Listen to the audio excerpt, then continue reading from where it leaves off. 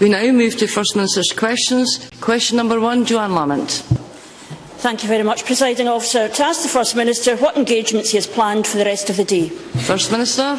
Well, I'll be meeting Fergus Hugh, the Energy Minister. I'm delighted to tell the Chamber that figures this morning show that we have smashed the Government's target to meet 31% of Scotland's electricity demand from renewables in 2011 by reaching no less than 35%, an extraordinary achievement for Scotland. Now, I should also inform the Chamber that Finance Secretary John Swinney participating in this morning's UK Government Cobra meeting to discuss the tanker drivers' dispute. We will be holding our own Scottish Government resilience meeting this afternoon to ensure that sensible contingencies are in place to deal with any eventuality. I want to reinforce those who are calling for cool heads in this situation. I welcome the ACAS talks that are taking place tomorrow. I would urge both sides to resolve a dispute for which no strike dates have yet been called. The priority is surely preventing a strike, not issuing unwise advice about jerry cans. I think more government preparation is what is required to promote calm and orderly behaviour in the population at large. Thank you very much, Presiding Officer. Presiding Officer, it was reported this week that 7 out of 10 primary school pupils are succeeding in numeracy. Yet by the time they are at secondary school, 2 years later, nearly 6 out of 10 are failing. Why is it that so many of our secondary school children do not have basic counting skills? First Minister. Well, I think two aspects in the statistics which have been released, which I really do think we should stress as a Chamber. Firstly, these statistics show the dramatic, extraordinary effect of curriculum for excellence in our primary schools. These are incredible statistics in which the teachers, the pupils, the parents of Scotland should be celebrating these very substantial statistics where the curriculum for excellence has been introduced. It's showing marvellous results. And it should be remembered, as far as secondary school is concerned, that the target in terms of the 40% that has been widely reported is of course a measurement as to where pupils are expected to be at the end of S3, not just where they are during S2. But I would have thought the statistics indicate that surely we are on the right track in introducing curriculum for excellence, something I would hope that we can all welcome. Johann Lamont. I don't think the statistics indicate any such thing, and indeed the SSTA and Lindsay Paterson have both said that Mike Russell's claims that improving primary school numeracy skills were due to the curriculum for excellence were wrong, as it is far too early for the curriculum for excellence to have had any impact. So you may wish to reflect on that. Because this is a serious issue, so perhaps I can explain this in a way the First Minister might understand. If you are a second-year pupil in Scotland, the odds of you hitting the standards required in numeracy are 3 to 2 against. Now, that might be good odds if you want to win a few bob at Musselburgh. It's not so good for those of us who are parents sending our children to school under the SNP. In 2003, Labour introduced a cap of 20 pupils for every S1 and S2 English and Maths class to raise numeracy and literacy standards. The First Minister dropped that pledge. Does the First Minister agree that Scottish pupils are now paying the price for that mistake? First Minister. I really don't think that's the way to treat this extraordinarily serious subject. I mean, firstly, we shouldn't downgrade the achievements in the primary school. I mean, what the survey showed, the first survey, and the survey itself, of course, is an indication of national performance in numeracy. We never had these statistics before. In all the years of Labour Liberal administration, we didn't even choose to measure this. So when we have measured it, let's at least have the grace to congratulate our teachers in particular and the pupils of Scotland, showing that 99% of primary 4 pupils and 98% of primary 7 pupils were performing within or above the expected levels. Now, I think in anyone's terms, however it's calculated, that is an exceptional result. Now, if I could just correct Johann Lamont about the figures in secondary schools. 42% of S2 pupils were performing very well or well at the level which must be met by the end of S3, and a further 26% were performing within a level ahead of S3. Now, I know that's not necessarily the shortened version that was reported, but that is what the statistics show. Now, what I would say about that is three things. One, it's right to measure these things. If you don't have a measurement, then how on earth can you base the standards against? Secondly, these are substantial indications that Curriculum for Excellence is producing extraordinary results with the work and dedication of our teachers in our primary schools. And thirdly, we have challenges in secondary schools. But let's not exaggerate what the statistics mean. And let's continue on the path of introducing Curriculum for Excellence throughout Scottish education so that the exceptional performance in primary can soon be replicated in our secondary schools as well. Johann Lamont. See, the First Minister says that I should take this question seriously. It's about time he took his job seriously and answered the question. Because the thing about statistics is you don't select the ones that make you feel good about yourself, which the First Minister has done. You, in government, respond to what the statistics tell you. And the statistics tell you that you've got a 5-2 against chance of being numerate in secondary school in Scotland. That should be a spur to action, not a scurrying about for some justification, which I already indicated is a nonsense. Now, I know the First Minister and I might not agree on education policy generally, but I'm sure we can agree there is nothing as negative in politics as a promise not kept. So let's look at the promises he made to Scotland's parents and pupils. A nursery teacher for every child, promised, not delivered. Maintain teacher numbers, promised, not delivered. Class sizes of 18 or fewer for primary 1 to 3, promised, not delivered. The Curriculum for Excellence he talks about, promised, but not delivered. And today, 2 guaranteed hours of PE every day, promised, now re-promised, and still not delivered.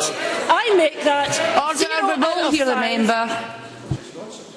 You should understand what you promised and your failure to deliver if you want to make a difference to people of this country. But the reality is, on the First Minister's record, I would make that 0 out of 5 for the First Minister. And I could go on. Let me explain to him that education is a priority for every parent in Scotland. Does he not understand there is nothing crueler than making promises to children you have absolutely no intention of keeping? First Minister. There's nothing dafter than making things up, if I may say so. In her question, Johann Lamont managed to say that we'd made a pledge for 2 hours of PE for every day. I'm afraid that Johann Lamont should read her things out better. She also said we'd made a pledge for a nursery teacher for every child. I mean, not even the Scottish National Party have made such pledges, although I do think it indicates that both numeracy and literacy are probably very important in this chamber, as well as in Scottish classrooms. The pledges of the SNP government were judged by the Scottish people at last year's election, and as deputy leader, both Johann Lamont and her party were found sadly wanting. Johann Lamont. No. There are a lot of young people sitting exams in the near future, and as a teacher we always advise them, answer the question. The First Minister again failed to do that. Because last week, of course, his Health Secretary was bottom of the class, and despite his protestations, this week the Education Secretary, Mike Russell, has got the dunce's cap. Now, we found out last Thursday that the First Minister will deny the truth until he is confronted by it. What a shame it is that the gallery in this chamber isn't big enough to seat the 30,000 second-year pupils his government is failing in numeracy alone. While he waits for Scotland's future to be decided in his referendum in 1,000 days, the future of young Scots is being determined today. So, in the spirit of being helpful, if the First Minister can't keep his own promises, can I offer him one of ours? Will he, as a matter of urgency, bring in specialist teams into our schools to help our children learn how to count? I think it would be helpful to Scottish education to this chamber if Johann Lamont would try to take a balanced view and look at the statistics as I've detailed to the chamber. I also think somebody who made such two elementary and appalling blunders in asking a question shouldn't start talking about dunces caps and start putting them anyway. And finally, I'm answering Johann Lamont's questions as best as anybody could possibly interpret them. I'm not responsible if she can't think of the right questions. Question number 2, Ruth Davidson. To ask the First Minister when he will next meet the Secretary of State for Scotland. First Minister. No plans to meet the Secretary of State in the near future. Ruth Davidson. Johann Lamont has just rightly raised a string of failures from this SNP government on education, which will result by the end of this Parliament in a generation of school children failed by the SNP. The government's answer, apart from attacking the critic, is that curriculum for excellence will solve all the problems. That was a claim directly attacked by teaching unions yesterday as not credible. The Education Secretary became even more blasé, dismissing these worrying maths failures as the same as they have been for the last few generations. What a depressing lack of ambition. Is the First Minister satisfied that Mike Russell's answer is good enough? First Minister. Well, as I mentioned to Johann Lamont, this is the first time that such a survey has been conducted in Scottish education. The conducting of the survey is a sign of our commitment to drive up standards of literacy and numeracy in Scottish schools. But can I just repeat to Ruth Davidson what I said to Johann Lamont? That the figures that she should consider are these exceptional figures in primary education where curriculum for excellence has been introduced. And just let me repeat them. 99% of primary 4 pupils and 98% of primary 7 pupils are performing within or above expected levels. That strikes me as a substantially good and excellent performance. The survey also indicates that we have challenges to meet in terms of secondary education, but allows us the hope and belief that curriculum for excellence is going to help in that process. That is something supported by Scotland's largest teaching union, the Educational Institute of Scotland, who are strong supporters of curriculum for excellence and see the value, perhaps because they have got so many members in their primary schools. And finally, I was struck at the Conservative Party conference by neither. He says I wasn't there, neither was anybody else, but it looks a bit. But I was struck by Ruth Davidson's pledge in terms of the Labour Party. Scotland's expect us to work together, and we are with the Labour Party. That's the truth of it. The two anti-independence parties united in their negativity and nihilism. Ruth Davidson. Well, Chick Brodie tried to get in for a start, but there was no attempt there to address the massive drop-off in standards that are failing our secondary school pupils, which is why the SSTA said that curriculum for excellence being a sticking plaster was not a credible position. Now, last week, the Education Secretary was forced into a U-turn because teachers know that their schools are simply not ready to deliver the new exams. He'd been turning a deaf ear to them for months. And it's not just teachers. Chairs of university courts deeply unhappy about the government's plans for university governance. College students worried about cut courses. One of our most respected educationalists, Professor Paterson, warning teachers are being failed in their training. Many not competent enough to teach maths. That's 15 months after the government's own report by Graham Donaldson saying the same thing. Amid this growing chorus of criticism, we have an Education Secretary who's arrogant enough to think he knows better than the educational experts, better than the universities, better than the college students, and is magisterially dismissive of school teachers. Is it not time that the First Minister got on top of this Education Secretary, called him into his office and demand he stop failing Scotland's young people? First Minister. I'm going to have to decline that particular invitation. If I may, I don't think it was Chick Brodie who was trying to get the Tory conference. I thought it was Brian Donoghue who was trying to get the Tory conference, and then he got turned down. But the serious issue, in terms of what the determination in the survey that's been conducted, since Ruth Davidson seems to regard my answers with some scepticism and Mike Russell's with some scepticism, although the Tories don't have a single idea on Scottish education, let me quote Professor Gordon Stobart, the Institute of Education, University of London. Scotland has in the SSLN a national resource that other countries can only envy. National surveys are a trusted way of assessing national standards. When the SSLN findings are then used to develop resources and support for teachers, they are a powerful, formidable contribution to teaching and learning. This survey, which indicates the excellence of the results in primary schools, and not even Ruth Davidson is going to deny that, is part of a process of driving up standards in Scottish education. And the ability to do that against the most extraordinary funding cuts from Westminster, the greatest in living memory, is a singular achievement of this government.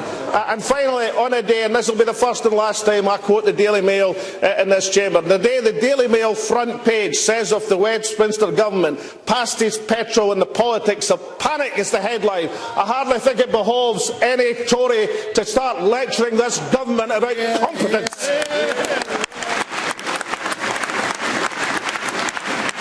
Mark MacDonald. Thank you, Presiding Officer. The First Minister will be aware of the ongoing situation in relation to the Elgin platform operated by Total in the North Sea. Can you advise the Chamber of what input the Scottish Government has had in terms of the ongoing monitoring, and what discussions have been had with UK ministers and industry representatives regarding contingencies for gas supply? And can I also ask if you will join me in welcoming the speedy evacuation of the platform, which ensured the safety of hundreds of offshore workers was not placed at risk? First Minister. Well, I'm glad that Mark MacDonald put the last part into the question, because I think all of us should welcome the safe evacuation of personnel from the Elgin offshore platform. Now, members will also wish to be aware that Richard Lockhead and the Scottish Government officials have been in regular contact with Total, as well as the UK Government, about this ongoing incident. Yesterday, a governmental interest group was met to monitor the Elgin incident, attended by Marine Scotland on behalf of the Scottish Government, alongside the Department of Energy and Climate Change, the Deputy Representative of the Secretary of State for Energy, the Health and Safety Executive and the Maritime and Coast Guard Agency. The group will now meet on an ongoing basis. The Scottish Government, through Marine Scotland, is of course responsible for the marine environment. Therefore, Marine Scotland scientists are continuing to review any environmental implications, which thus far are minimal, but nonetheless we shouldn't underrate the seriousness of this incident. We will remain in close contact with the primary responders about the incident, and we've made it clear to Total and others the Scottish Government will continue to insist in every way we can, and they are also insisting on total transparency in terms of the release of information. Helen Eadie. Presiding Officer, First Minister, speaking of working together and speaking of protecting our people, will you join me in condemning the change of the approach now being taken by the Ministry of Defence, now under the Tory-led coalition, which is now saying they will not accept liability for the radiation, whereas the previous Labour government did? Reflecting the concerns of my constituents, will the First Minister request an urgent meeting with the Prime Minister and demand that the polluter pays principle is applied in Dalgety Bay and honoured urgently to address the concerns put to me by my constituents? And it really is important, First Minister, that you do this meeting personally to add your voice to the many voices that are coming from the whole of my constituency and right along the coast. Indeed, Rod Campbell has even written on the matter. First Minister. I think I would say to Helen Eadie, and I don't rate the seriousness of the issue, and I think that's the way we should treat it. I'm not sure the MOD has ever really acted with any great alacrity on this issue in the recent past. But SEPA obviously are insisting on the regulations in terms of environmental clean-up and the polluter pays principle in being properly reflected. We should allow these processes to take their course. The discussions are not at an end yet, but certainly I think Helen Eadie's suggestion of intervention personally with the Prime Minister, I think it may well reach the stage where that is required, and I don't by any means rule that out, and I think it's necessary that, and perhaps Helen could reflect on this herself, that we approach this issue in a way that reflects the seriousness for the residents concerned and indeed for the Scottish environment, and insist as a Parliament that the proper principles of polluter pays are properly reflected in the action to come. Question number 3, Willie Rennie. To ask the First Minister what issues will be discussed at the next meeting of the Cabinet. First Minister. Issues of importance to the people of Scotland. Willie Rennie.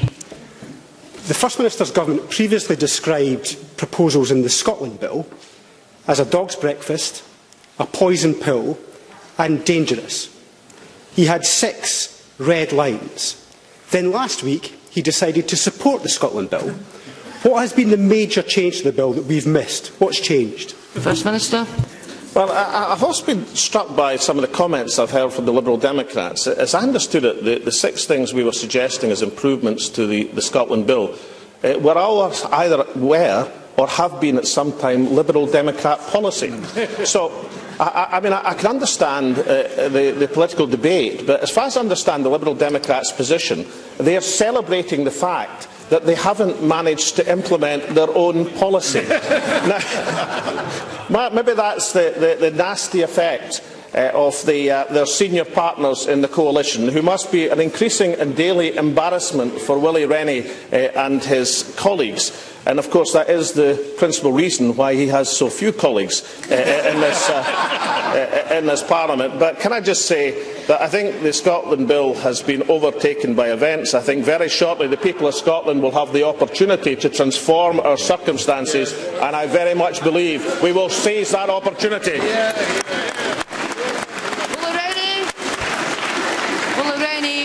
I can understand why the First Minister might be a wee bit reluctant to tell us. He was satisfied, and this is it, 2 reviews over 3 years and a major concession, listen to this, on dental hygienists. He's some negotiator, I have to say. If he tears up his red lines like this on devolution, how will he manage on independence when he has to negotiate with the rest of the world? The Scotland Bill is a major step forward. These powers are coming soon. Can the First Minister tell me how he plans to use the stamp duty power, and what will be the first capital projects that will benefit from the new borrowing powers? First Minister. Well, I don't think capital budgets are a particularly strong point for the Liberal Democrats at the present moment, given that the government cut Scotland's capital budget by 30%, and it's only the ingenuity and strength of John Swinney which has found methods of increasing the capital budget. But let me return to this issue of just where Willie Rennie stands. I mean, only a few. Well, I know he stands over there. He just doesn't ask the questions very well, because only a few seconds ago, Tavish Scott was electrifying the chamber with a demand for the double devolution of the Crown Estate Commission. That was one of the things that we suggested, that this chamber, which incidentally voted overwhelmingly for that policy, should be in the Scotland Bill. Now, as far as I understand it, Willie Rennie's position is not putting it in the Scotland Bill, is not an embarrassment for the Secretary of State for Scotland, who is meant to believe in it, not a comment on the Westminster Government for not accepting the verdict of their own parliamentary committee that should be devolved, but a comment on the SNP Government who want it there. It's exactly why, when it comes to referendum, people will vote for a situation where we take the future of our country into our hands, and are not dependent on Tory and Liberals at Westminster. Question number 4, Gil Paterson. Thanks, Presiding Officer. To ask the First Minister what discussions the Scottish Government has had with the UK Government on alcohol pricing. First Minister. Well, continuing and have had extensive discussions at both ministerial and official level with the UK Government. Scotland is somewhat ahead of the game in taking bold action to tackle alcohol misuse, and last week's news that the UK Government is moving on to that ground, I think is extremely welcome indeed. Gil Paterson. I thank the First Minister for the response and welcome the Scottish Government's leadership on this issue. As he will be aware, Scots drink nearly a quarter more than their counterparts in England and Wales, fuelling the much higher levels of alcohol-related harm. Indeed, the total cost of alcohol misuse to Scotland is estimated to average £3.6 billion every year. Does the First Minister agree it is important to find consensus on such an important cause? Does he, like me, find it difficult to understand and, quite frankly, pathetic that the only party continuing to oppose minimum pricing is the Scottish Labour Party? First Minister. Well, it's a perfectly legitimate question, of course, but I think Gil Paterson would be fully accurate. As I understand the position, not all of the Scottish Labour Party opposes minimum pricing. I'm not talking just about Malcolm Chisholm, who has been an honourable supporter of that policy over a period of time. Johann Lamont leads the Scottish Labour Party as a whole, but the Scottish Labour Party representatives at Westminster, as I understand it from last Friday's statement, are in favour of minimum pricing. Now, we have this situation where the Scottish Labour Party at Westminster are in favour of it for England, but the Scottish Labour Party, by majority in Scotland, are against it for Scotland, where our difficulties with alcohol are even greater than they are in England. So I really do think that it will require all of Johann Lamont's numerical and literary skills to resolve this particular dilemma. And furthermore, can I welcome the fact that in the space of only a few months, we've managed to convince UK Government ministers that the hitherto unbreakable legal obstacles that they saw preventing the introduction of minimum pricing have somehow magically disappeared. I suspect there's a few other legal obstacles that will magically disappear when the people of Scotland indicate their determination on a variety of matters. Richard Simpson. Could I add to Gil Paterson's comments by saying, of course, that while Scots do drink 23% more, they do so at exactly the same price as England pays for its drinks. The position of the Scottish Labour Party is that we remain very sceptical of minimum unit pricing. But does the First Minister accept that there is validity to our greatest concern, which is the windfall profits of over £100 million, in UK terms likely to be over £1 billion, and this mainly to the supermarkets, and that the unintended consequences of this windfall, the dangers of which have been pointed out by the Institute for Fiscal Studies, is important. And therefore, will he look again at the fact that this party, despite its scepticism, is offering to make this a unanimous policy, provided that the government agrees to claw back the entire windfall profits? First Minister. Sorry, as I understood the Labour Party's position, they were against a health-induced levy on the major supermarkets as well. So if we're now having another change in policy, then of course I welcome that. And can I say to Richard Simpson that it would be far better just to gracefully accept that Labour are going to have to get on board the minimum pricing argument, and I suspect in terms of your own embarrassment, the sooner you get to that position, the better. Question number 5, Hugh Henry. To ask the First Minister what the Scottish Government's response is to recent reports of reductions in the number of college courses across the country. First Minister. Well, Hugh Henry is aware that the Scottish Government is committed to maintain student college places in 2012-13. Many colleges are moving their provision away from short-term courses which don't lead to qualifications to give a greater focus to longer-term courses which do lead to recognised qualifications and better improve the employment prospects of their students. Now, the shift in colleges to high-quality full-time places is already reaping benefits. The latest figures show a 9% increase in full-time students studying advanced courses and a 1% increase in full-time non-advanced courses. Even better than that is that those students are achieving more. Completion rates on increased advanced courses have increased from 64 to 67% and from 60 to 62% on non-advanced courses. And I hope that Hugh Henry can find it within himself to welcome these encouraging indications. Hugh Henry. Presiding Officer, what's actually happening in Scotland's colleges is completely different from what the First Minister is saying to this chamber. Recent figures show that 592 academic staff have been made redundant, and at least 23 colleges have already cut courses, with more to come. Reedcare College in Paisley, an excellent college, is having to cut an additional 800 student places. Presiding Officer, can I ask the First Minister if he believes that this is acceptable? First Minister. The statistics are as I have given it. And so if Hugh Henry doesn't believe me, then perhaps I shall give him the absolute detail. In terms of full-time enrolments, FE courses have gone from 2007-8, 42,745, to the last year, 48,683. And HE courses from 24,900 to 30,947. I think Hugh Henry should accept that these figures show an encouraging trend, and of course the completion rates on these courses are a tribute to lecturers and students and the hard work they are putting in. Question number 6, Jimmy D. To ask the First Minister what the Scottish Government's position is on the recent UHY Hacker Young report on the economic performance of cities and towns. First Minister. Well, it's a very encouraging report because it indicates outstanding economic strength of Scotland's cities. In terms of gross value added per head, 3 of the top 5 UK cities in Scotland. Aberdeen was the fastest growing city in the year to 2010, and gross value added per head in Edinburgh was the highest of any UK city. Now, recognising that cities can be an engine of growth in the economy, the Scottish Government's agenda for city strategy will build on this success and deliver benefits not just for cities but for the whole of Scotland.